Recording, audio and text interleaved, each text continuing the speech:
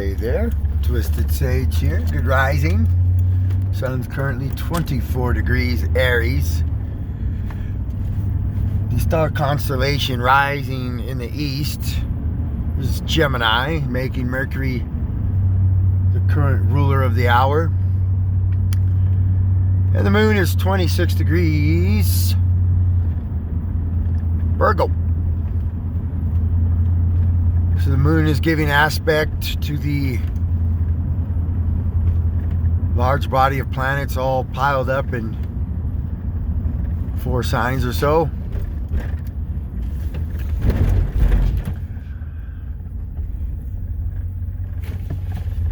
You know, anytime the moon's in Virgo, you want to pay attention to diet.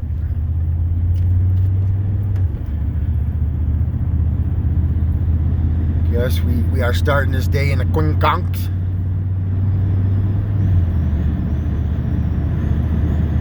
I probably should slow my roll on my tequila drinking.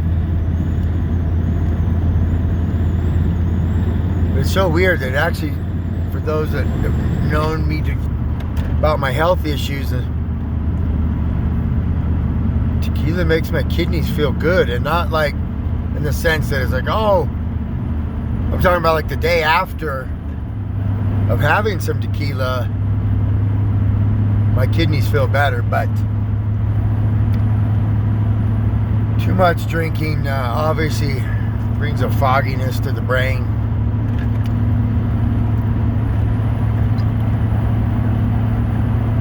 Well, with the Gemini being in the rising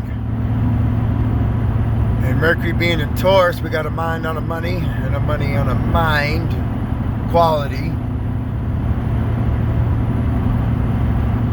Pleasure of the senses.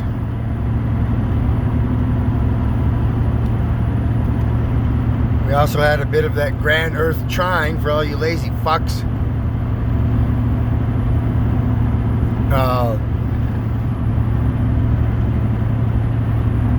Yeah, if you ever know people that are just like, wow, they're so lazy. Oh, they got a lot of fucking Earth in their chart.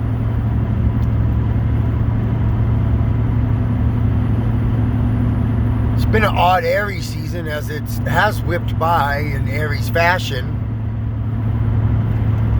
And where I live is a 4 seasons area.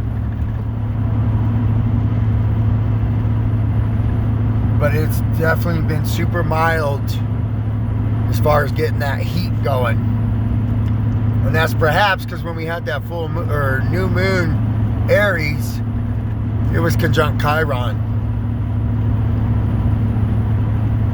thus highlighting wounds and, or use this word right, but putting a kibosh to fire. It's not the same intensity that you normally embody, which probably speaks a little bit over to Diamond over at Oppenheimer Ranch. Magnetic Reversal News speaking to the sun headed towards the grand solar minimum,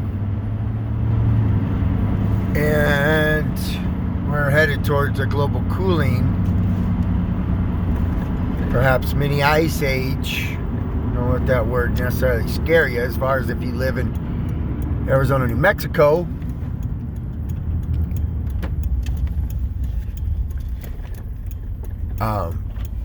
But in your higher elevations, further you get closer to Canada, but even for us, if this is to be true, the data is speaking that winter's going to last longer and start sooner. That doesn't mean we won't still have summer activity.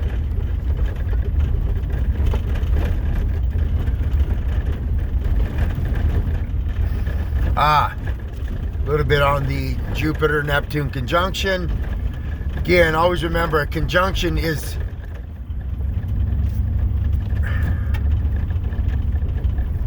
well, when the sperm and the egg come together, create another thing. So anytime the planets meet in a conjunction, it's planting the seed of a new cycle.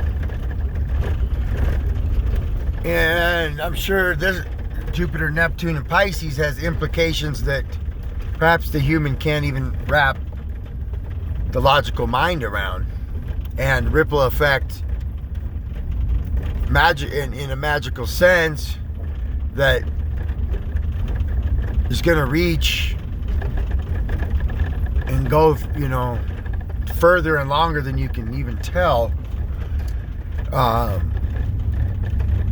So in the immediate sense, there's probably nothing that's, I'm sure there's got to be a couple of people out there that experience some wild magic about it, but it's still just been seeded. So we are going to have Venus triggering that, and then we'll have Mars triggering that.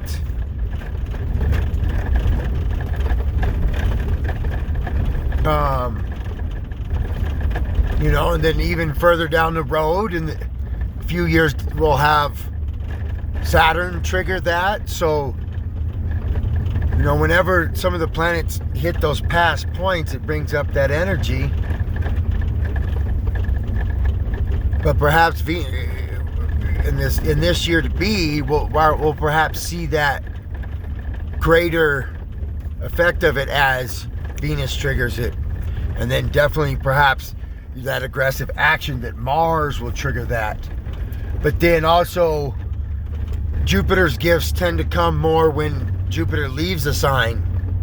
So when Jupiter leaves and goes into Aries, that's when we'll really see that gift come to fruition.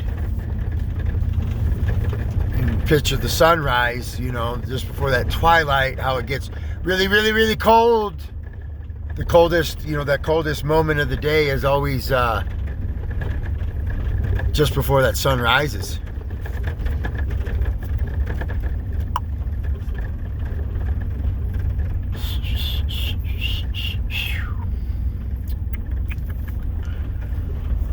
Touch a little bit on this lyric. Always rung out to me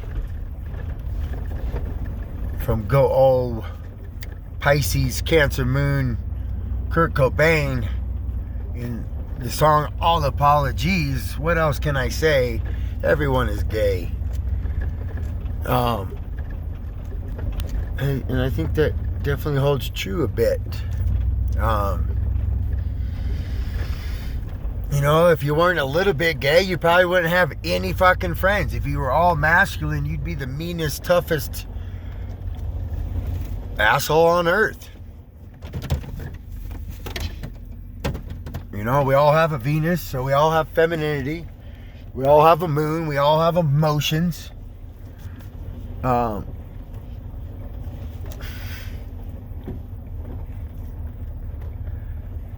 And looking at charts, I'm a real well-rounded guy. I have a bit of all the placements in me.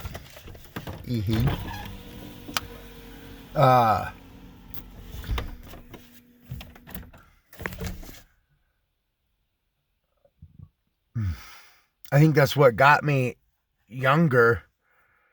Well, and perhaps the ones that people that are the way I'm able to reach and be a ball of sunshine for everybody I act. Like, it's hard not to like me.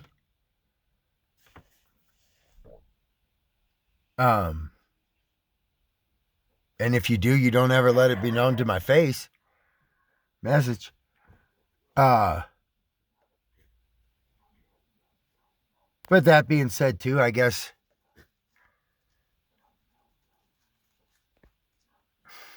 I have my mini gripes about people, but I don't necessarily let them know them to their face either.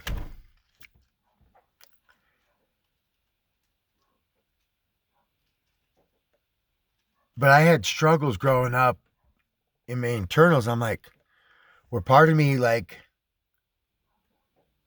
felt like I was gay. And that bothered the fuck out of me, because I'm like, no, I'm not fucking gay.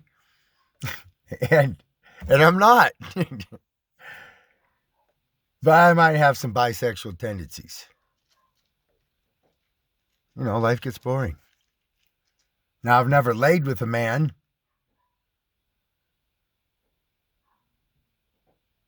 And the thought of being like intimate, like, no, women are quite fucking amazing.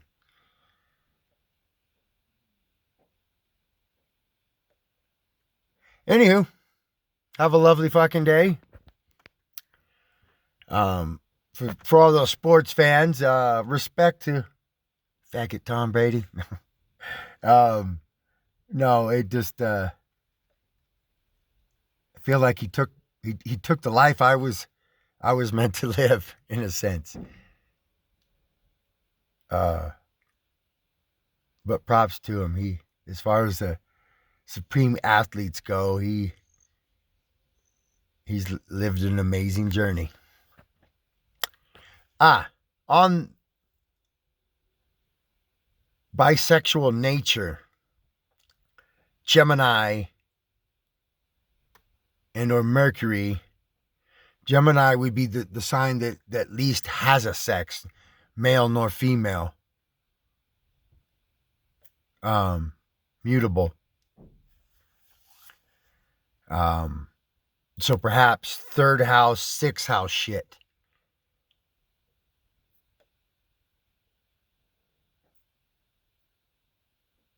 I know my freakiest time period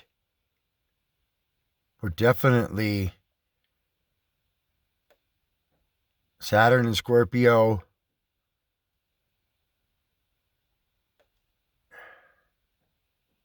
Maybe Jupiter return at 24. Bringing that taboo. All right. Have a blessed fucking day. Start that out.